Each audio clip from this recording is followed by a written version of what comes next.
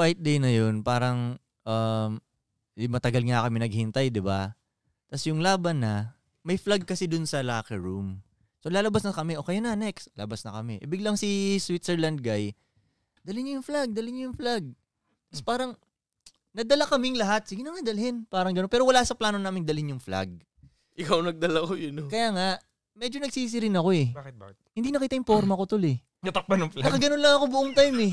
Ay ko, tangin ang ganda-ganda ng forma ko. Hindi nakita sa TV ng Switzerland. Alam mo yun?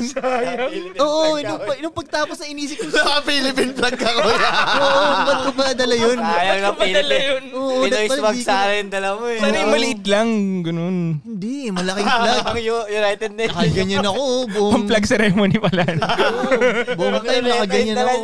Hanggat yung ini-introduce yung kalaban, hanggat yung nagbayang magiliw na doon, nakaganyan na ako. Mag-isa ka lang may hawak. Oo, mag-isa. Ang angas nga namin tingnan doon tuloy kasi lang kayo. Kaya makikita yung clip na yun. Meron ako nun. Uy, nahanap mo? Hindi, nanood ako nun eh. Live, tapos in-screen record ko, napin ko mamaya. Sino nag-live? Yung Switzerland. Yung sweets. Yung mga sweets. Wala, ay bago tawag sa kanila.